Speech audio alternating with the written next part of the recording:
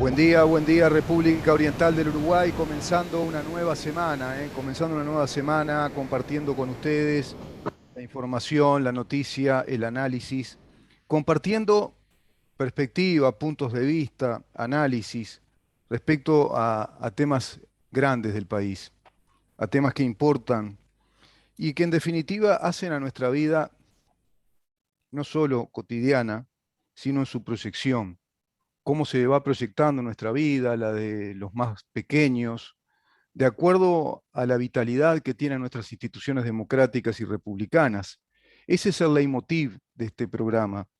Ese es el leitmotiv de nuestra organización Libertas, creada, concebida precisamente para bucear, para interrogar, y eso significa también investigar, inquirir respecto a lo que significan esos principios que sustentan nuestra civilización occidental, como lo son precisamente la libertad, fundamentalmente un régimen de libertades, un régimen de gobierno de libertades, la república, el régimen de la administración, del bien público, en definitiva la transparencia de esa administración también va en consonancia y es, digamos, un elemento definidor por excelencia de una república.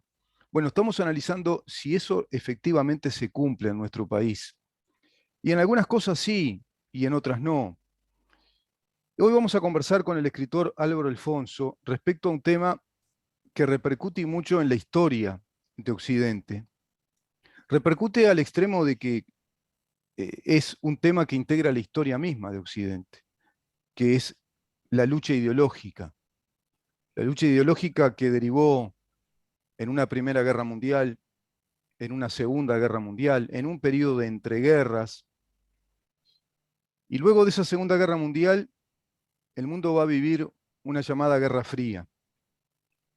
Es decir, una guerra de espionaje militar, espionaje tecnológico, pero también de disputa de territorios entre dos grandes potencias mundiales que establecen una bipolaridad mundial, la Unión Soviética y los Estados Unidos y la Unión Soviética. Y esa disputa de territorios tiene que ver con dos modelos de vida. Un modelo totalitario, el socialista, y un modelo libertario o de libertades, como lo es el modelo democrático republicano, el que representa Occidente a través de la Europa continental, de la Europa occidental, de los Estados Unidos y de sus países aliados. Pero no fue tan guerra fría en nuestro continente.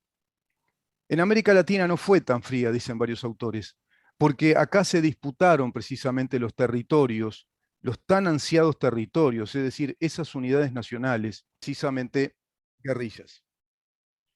Bueno, tenemos un inconveniente, creo, con el, con el Zoom. No sé si es así, Damián.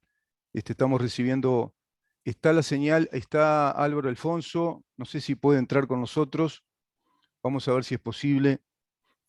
Les decía que esa disputa territorial se va a dar, bueno, con guerrillas, con guerras, con grupos terroristas. Nuestro país es uno de esos países que vivió momentos muy difíciles ya en la década del 50, en los años 60, con la organización armada del Movimiento de Liberación Nacional Tupamaros. Esa fue la cara visible de, digamos, de un proceso revolucionario terrorista que atentaba contra las instituciones democráticas instaladas en el país. Proceso que va a atravesar tres periodos de gobierno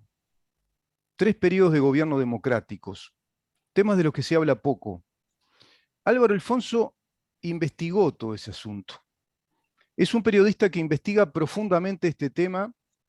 Basta recorrer algunos de sus libros, como El revés de la trama, Jugando las escondidas, Los dos demonios, Secretos del Partido Comunista en el Uruguay, por ejemplo, o del Uruguay, como él aclaraba. Bueno, yo sigo leyendo esos libros. Aún no ingresé a su último libro, Operación Verdad, pero un amigo sí lo está leyendo. Y me dice, ¿por qué no marcás la nota en ese contexto histórico y le preguntás a Álvaro Alfonso cómo considera ha sido todo ese proceso y por qué escribe ese libro, Operación Verdad, que habla mucho de ese tema? ¿Cómo te va, Álvaro? Bienvenido. Gracias por estar con nosotros una vez más. No, buen día y un saludo a los oyentes y bueno, y televidentes. Bueno, muchas gracias Álvaro. Efectivamente fue así, ¿no? Hubo un periodo de Guerra Fría, en aquellos años Sí. 50, 60. No fue tan fría, dicen muchos historiadores, en este continente. Bueno, y en Uruguay sabemos que no No, fue tan fría, ¿no? no, claro que no, eso es muy claro, pero hay una teoría de una tercera guerra mundial, Ujú, la escribió Brian Crozier, que fue uno de los periodistas más importantes de Gran Bretaña, nacido en Australia, ujú, eh, basada en la teoría de otro escritor, en este caso soviético. ujú, Eh, y que ese escalón, ese primer escalón de la Tercera Guerra Mundial, se desarrolló en tres países: Argentina, Chile y Uruguay en la década de los años 70. Está muy claro que en Uruguay iba a haber una dictadura en el 73, 74 o antes, pero iba a haber una dictadura. En este caso fue de tendencia a la derecha porque Estados Unidos incentivaba a las Fuerzas Armadas a evitar la penetración del comunismo en la región. ujú. Y por eso el entrenamiento de oficiales, tanto de las Fuerzas Armadas como de la policía en los Estados Unidos, pero con números oficiales. Hay números oficiales que muestran cuántos fueron, por lo menos entre 1950 y 1966 y principios del año 1967. Pero nunca sabremos, o tal vez sí, cuántos entrenaron en la Unión Soviética y en Cuba. Eh, ¿Y por qué digo que iba a haber una dictadura? Iba a haber una dictadura de tendencia a la derecha, como finalmente ocurrió en Uruguay, Ujú. o si no, otra de tendencia a la izquierda, si hubiera triunfado el MLN por las armas. Pero no podemos soslayar que desde el año 1964, es decir, 9 años antes del golpe de Estado, el Partido Comunista tenía un aparato armado. Ujú, Y ese aparato armado se pudo utilizar antes de las elecciones nacionales del año 1971, donde emergió como presidente Juan María Bordaberry, ujú, presidente constitucional, porque fueron elecciones libres, más allá de todo lo que se pueda decir, de todos los inventos que se puedan hacer, fueron ujú. elecciones libres. Y más allá de lo que después dijo Estados Unidos, que hubo fraude, etcétera, etcétera. Es cierto que la Corte Electoral tiene otros datos y bueno, a eso no nos, Nos tenemos eh, que remitir, porque digamos, en no, definitiva, claro, histórica y claro, formalmente ha sido un proceso eleccionario, electoral, y bueno, se dieron los resultados de acuerdo a lo que la Corte Electoral manifestó. ahí Una está. Corte Electoral que históricamente goza de altísimo prestigio. Y sí, Alfonso, quería detenerme en este punto, porque tú decís, sí, se pudieron haber dado dos dictaduras, ¿no? Una de derecha, una de izquierda, si, o de si izquierda. triunfaba el movimiento del Lo, MLN. lo Pero mismo, lo mismo en Chile y lo mismo en Argentina. sí, claro, lo mismo en Chile y en Argentina, claro. Claro, Pero también tú decís en el libro Secreto del Partido Comunista en el Uruguay, que había una cuarta dirección del Partido Comunista del Uruguay, que era una suerte de ejército clandestino, muy bien sí. conformado, instruidos en la Unión Soviética, pero que tenían infiltrados en el Ejército Nacional, en las Fuerzas Armadas. Y estaba, por ejemplo, el Bueno, general Macera, ¿no? Por ejemplo, que era un ingeniero y matemático que formaba parte de claro, ese pero ejército el infiltrado. título claro, el título de general era interno, pero Mm, hubo el, digamos, el aparato armado se funda en un chalet de la zona de lo que hoy llamamos la Costa de Oro, eh, y participaron de la reunión Rodney Arismendi, que mm, fue quien lo promovió, mm. el pope del Partido Comunista y uno de los, diría, el dirigente latinoamericano más respetado en la Unión Soviética Como y más teórico, ¿no? valorado, Como el seguro, gran y más teórico marxista. valorado, Ujú, seguro, más valorado por el Politburó soviético. Yo ujú. diría que el uno, ¿no? Sí, sí. Participaron Ronnie Arismendi más Aurelio Pérez González, que era el jefe del aparato militar del Partido Comunista a partir de ese momento, Ajá. que había recibido cursos en la Unión Soviética, y participaron 2 coroneles del ejército Ujú, eh, en actividad, ujú, luego fueron juzgados por tribunales de honor a partir del año 74, y bueno, y allí admiten estos episodios y relatan pormenorizadamente cómo fueron ujú. y por qué se fueron. Por ejemplo, el coronel Petrides. Y el otro era Exacto. el coronel Herrán, Frigerio Herrán. Ujú, En este caso era un confeso miembro del Partido Comunista, este coronel del ejército, ujú. eh, mientras que Petrides se decía ballista, y que dijo haber sido convencido por Arismendi por la posibilidad eventualmente de un golpe de Estado Sí. eh, Se habla, en se un habla, futuro. se habla de una especie de falange, de fracción dentro del ejército en tu libro de militares Bueno, progresistas, ¿no? De militares progresistas. ahí ¿Me está, permitís que lea hasta este momento de tu libro, Secreto del Partido ahí está, Comunista? Dice es la, más, la cuarta con el dirección. llamado plan contra... Ujú. Dice, la cuarta Sí, dirección del Partido Comunista en el Uruguay dependía de algunos oficiales infiltrados desde la escuela militar. Los comunistas habían vertebrado una organización en forma piramidal sí, que fue construida por un equipo de profesionales, casi todos médicos, que atendían en forma personal a los militares. Los oficiales de las Fuerzas Armadas no se reunían entre sí, sino que cada uno, bueno, trasladaba las inquietudes personales a sus unidades de acuerdo a la orientación que más le convenía al Partido Comunista del Uruguay. Bodner, a partir de su contacto personal con Arismendi y Jaime Pérez, se reunía, bueno, hacia abajo con los también médicos Julio Lamonaca, Álvarez Guindel o Gindel, Barret Díaz y la profesora Graciela Rezano. Bueno, y esto sigue, ¿no? Y tú vas explicando acá cómo se fue constituyendo esta cuarta dirección, cómo trabajaban clandestinamente, pero infiltrados dentro del ejército. Y luego hacer referencia más adelante a los comunicados 4 y 7 de las Fuerzas Armadas, donde primaron ideas y acciones consideradas progresistas para la época. Que esos sí, comunicados serían la base teórica del anunciado golpe de Estado que se iba a dar, ¿no? claro, digamos que la cuarta dirección nunca, no, los militares nunca llegaron a, digamos, a descubrirla en su totalidad, ¿no? Exacto. Fueron algunos miembros del Partido Comunista. Pero en relación a lo que hablamos de la teoría de la Tercera Guerra Mundial, Ujú, ya cuando el FA llegó al poder en el año 2005, un documento militar elaborado por un coronel del ejército, Gustavo Taramasco, ujú, opinó que las Fuerzas Armadas fueron las encargadas en Uruguay de detener, según él, el expansionismo soviético. Según este oficial fue miembro del Servicio de Inteligencia de Uruguay. ujú, El mundo occidental del cual Uruguay formó parte esgrimió, entre otras cosas, el coronel, a una ujú. estrategia para contener ese modelo soviético de expansión, la estrategia de contención. Uruguay es alcanzado por movimientos revolucionarios de inspiración de última instancia soviética y se ve obligado a combatir la Guerra Fría al ser Ujú. agredido por Sí. un enemigo interno apoyado del exterior. Uruguay formó parte del escudo de protección del mundo occidental y vertió la sangre de su fuerza de seguridad en el esfuerzo de contención del expansionismo soviético. Pero no era una teoría de la cual habló el coronel Taramasco, porque hay un artículo escrito en la década de los 70 en Gran Bretaña que abonó, sí, la teoría del escritor de origen soviético Alexander. Se nos cortó lamentablemente la señal. A ver si podemos dar de nuevo.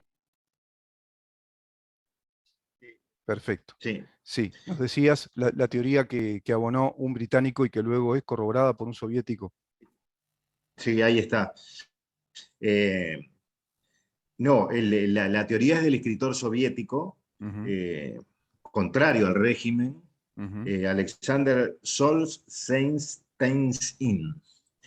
Y el escrito fue redactado, fue una nota periodística del 3 de mayo de 1977 por Brian Crozier, fue un Es historiador, analista político, periodista. Alexander Solzhenitsyn, el que escribe el Sí, archipiélagos Gulag. Claro, ese es uno ahí de los está. teóricos historiadores que es el que va a desclasificar el análisis de los archivos de la Unión Soviética.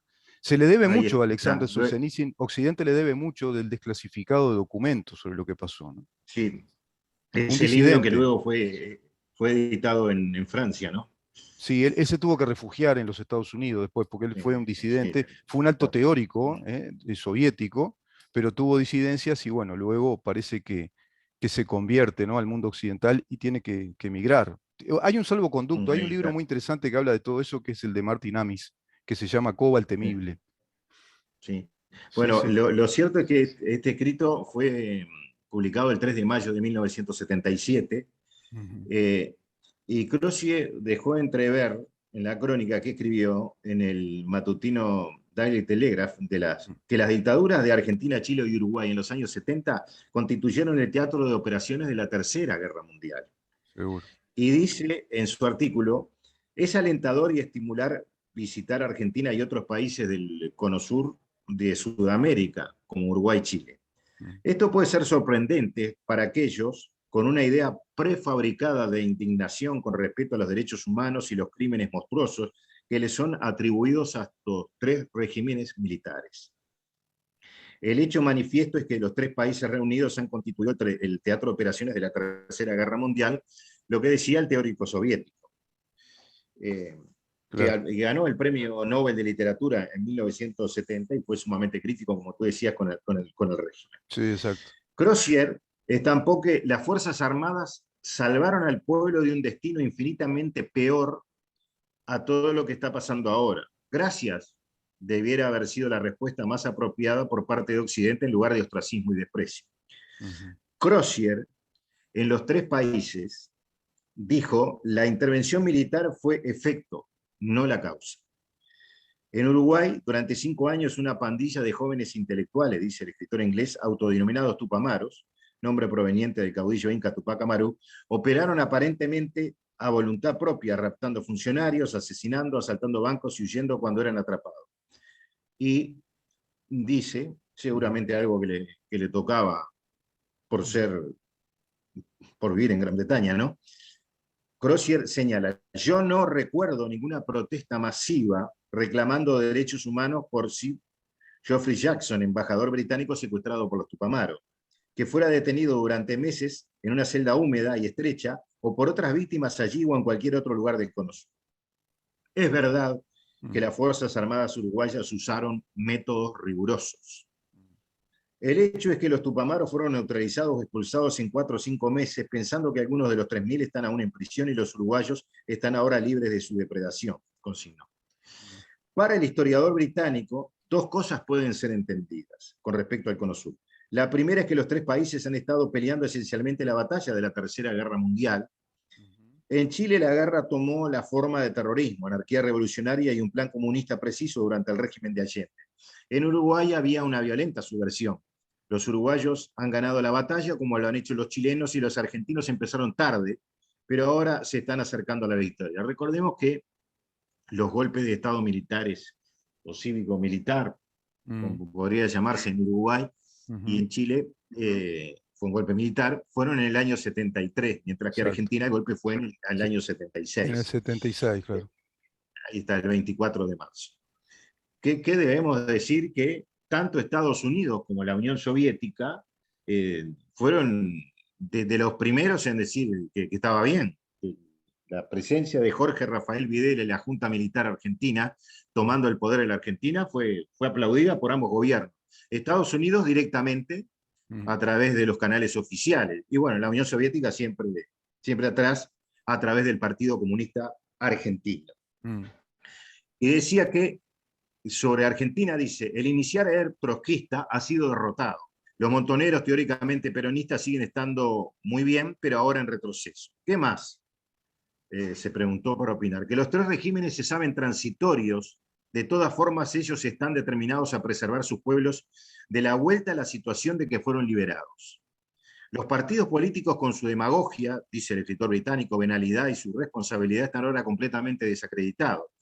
Y con respecto a los derechos humanos, la respuesta automática es que en una guerra los derechos humanos están propensos a sufrir como los derechos humanos de aquellos que fueron incinerados en Dresde o Hiroshima, cuidadosamente considerados por lo que decidieron la incineración.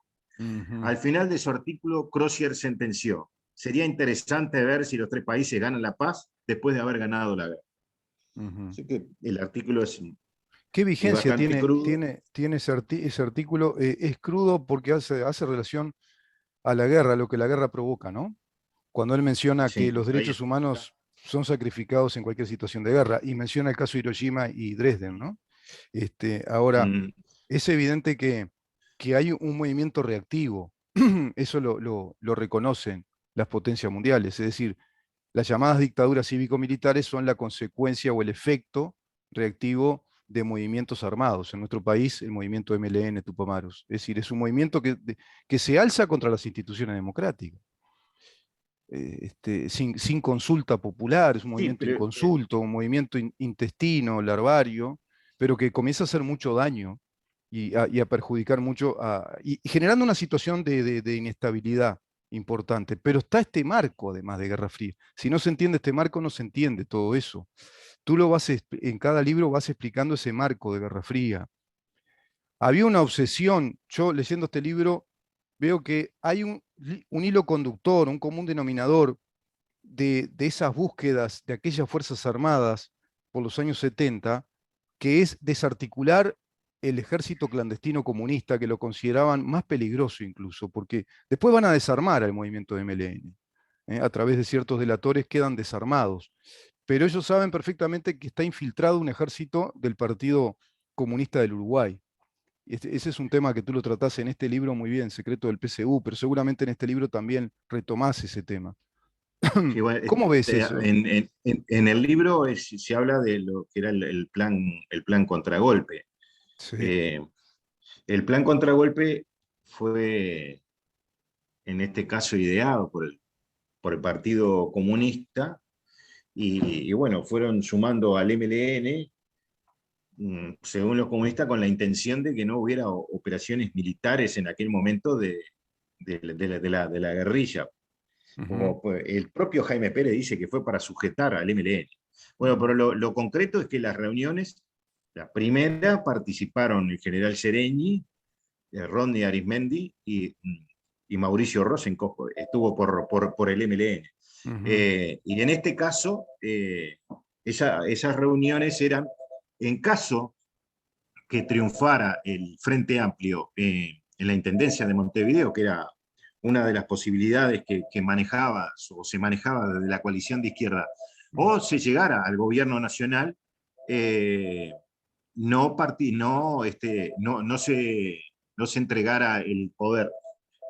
Eh, Claro, sí, esa estaba era, ese por temor. eso se formalizó el plan contragolpe. Ujú. Sí, sí, es cierto. Estaba ese temor de que no se entregara el poder si acaso el Frente Amplio ganara las elecciones departamentales, por ejemplo, en Montevideo. Tiene que ver también con la elección del general Sereñi, ¿no? Como en su calidad de militar, que también tuviera, digamos, cierta ascendencia en las Fuerzas Armadas, porque también se contemplaba la posibilidad de que en su momento la coalición Frente Amplio ganara las elecciones nacionales. Sí, Ahora, esa era la posibilidad, sí, la llamada del plan contragolpe, pero finalmente claro, quedó sin efecto por el resultado electoral. sí, claro, claro, claro. Tiene una enorme vigencia todo este trabajo que estás realizando, Álvaro, porque hoy hay muchas cosas que se explican a través de estos libros que tú publicás.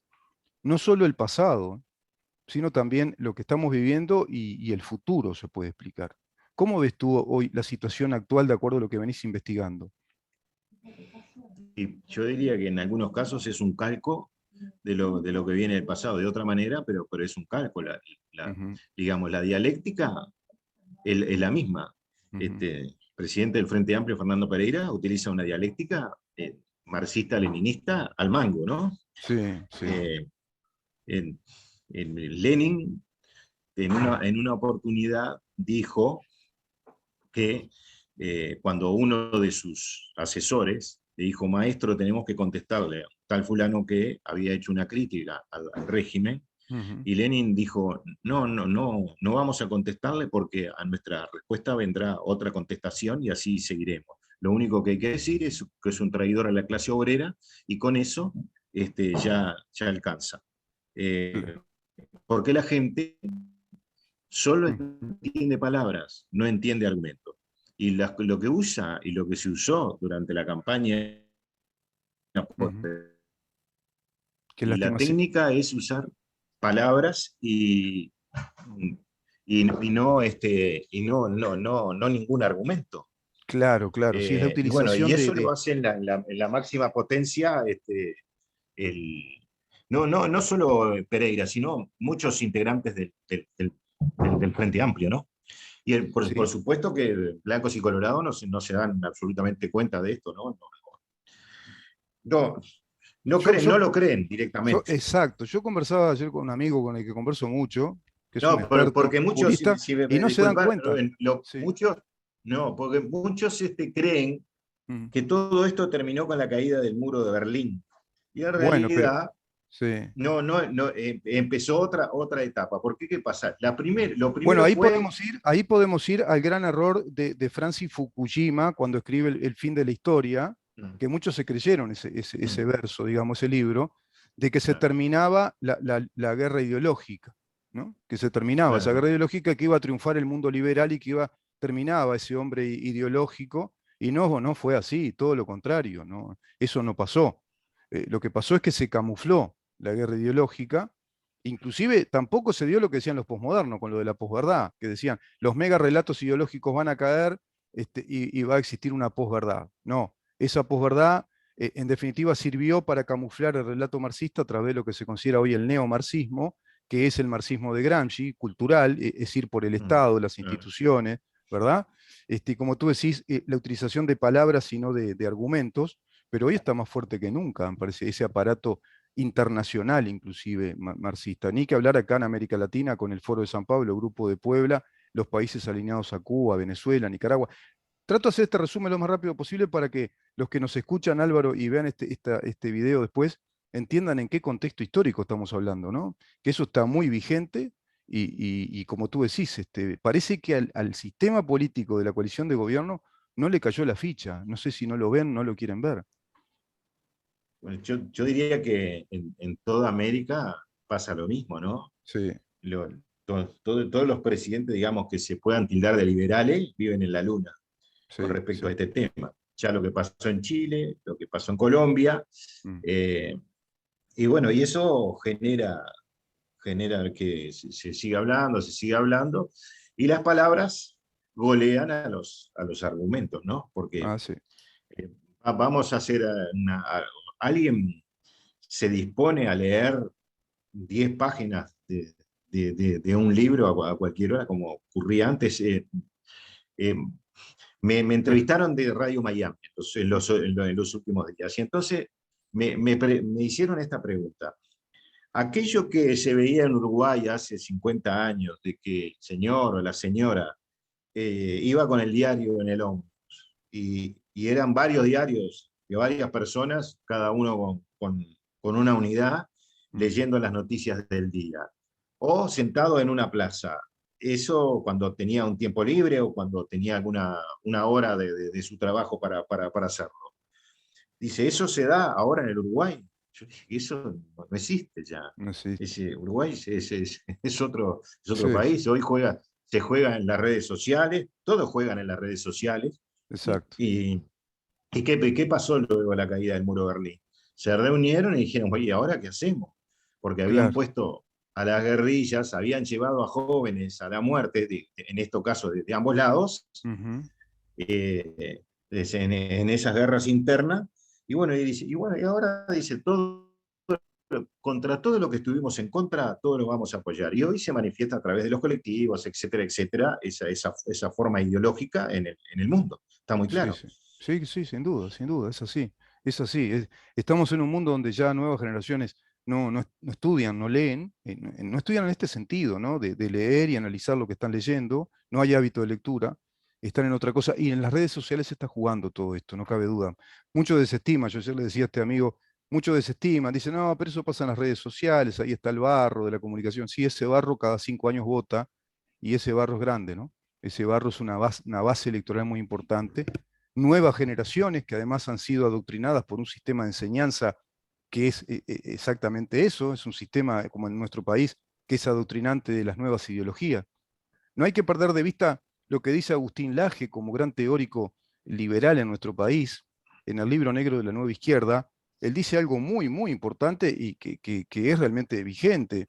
El socialismo del siglo XXI para América Latina, bueno, se compone de la reunión de todos esos sectores sociales que antes se los consideraba que eran inútiles para una revolución marxista, que tiene que ver con las minorías indígenas, que es un concepto marxista de Frigoberto Lanz, un teórico, un sociólogo boliviano.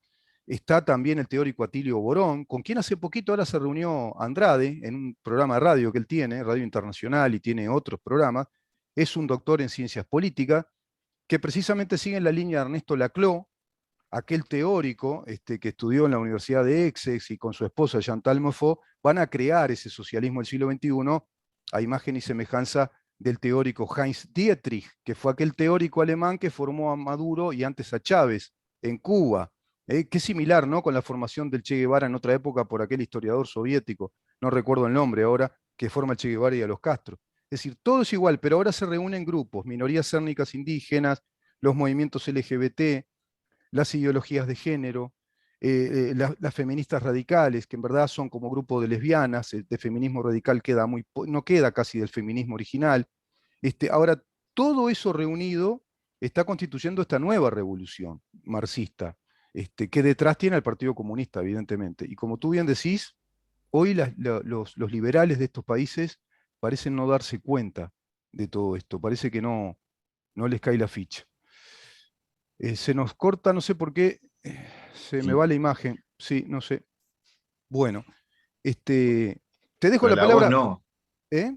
La voz no. Si tú quieres, yo sí voy cerrando Sí, sí. para decir que lo que nosotros queremos mostrar es que cuando se habla de imperialismo en el Uruguay o en cualquier lugar del mundo, no es Mm, Estados Unidos solo.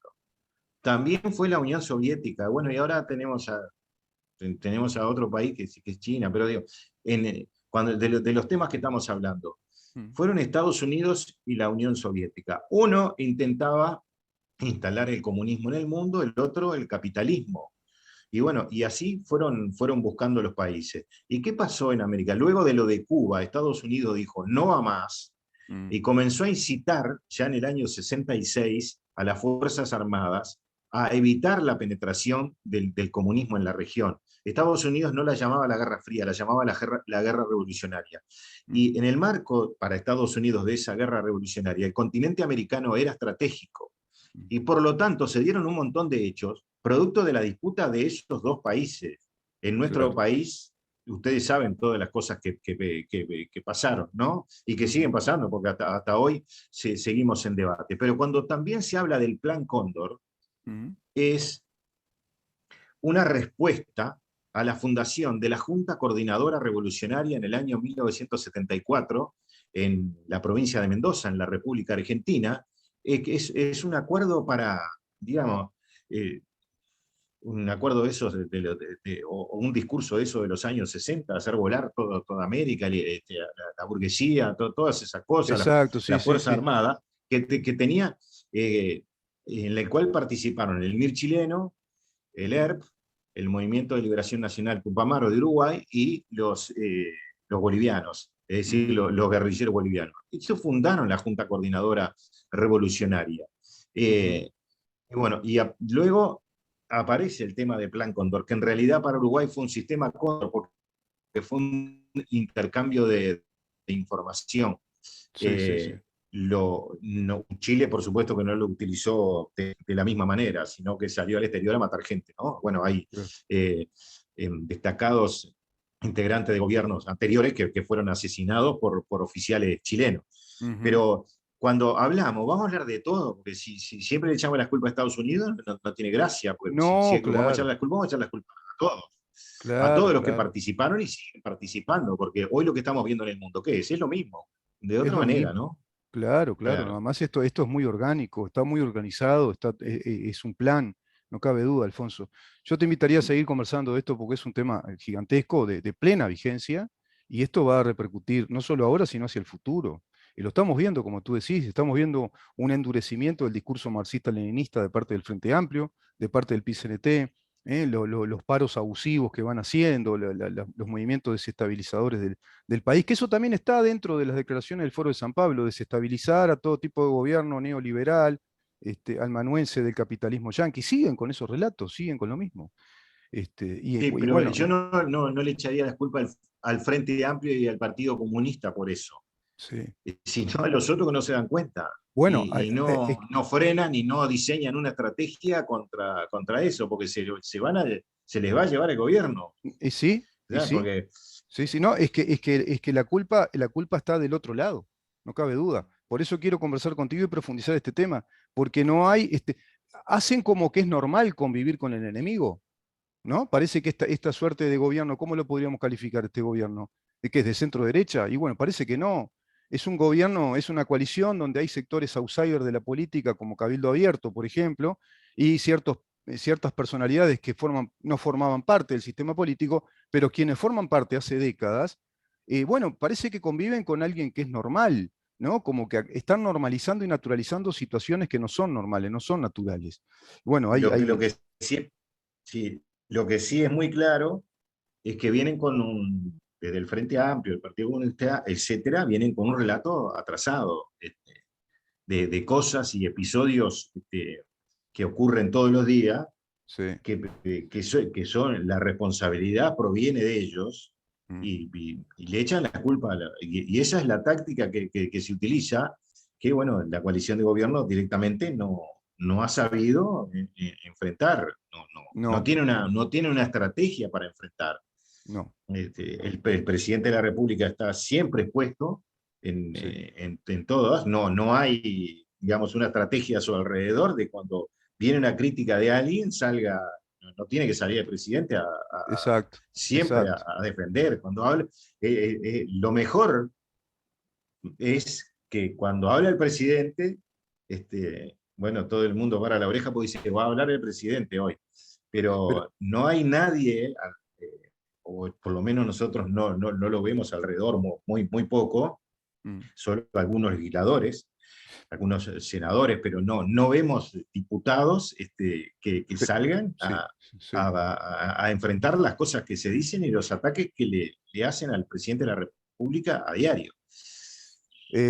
Alfonso, tengo que dejarte, Sí. pero vamos a conversar de Bueno, nuevo sobre este tema. Yo te dejo esta pregunta planteada y no hay tampoco otros fusibles antes que los diputados. No hay una prensa mediática, no hay personajes bueno, públicos importantes que salgan a blindar a un gobierno de estas características. Viste que no hay.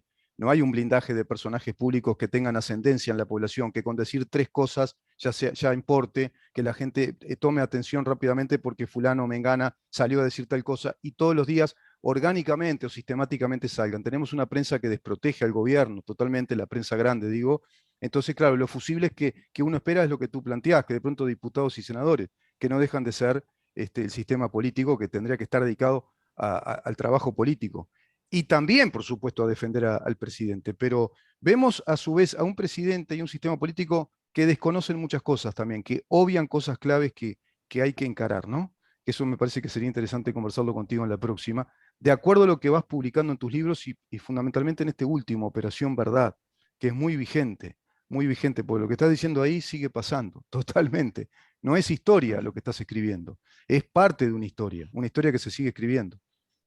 Gracias Álvaro por estar con nosotros, ¿eh? no, gracias a ustedes por la invitación.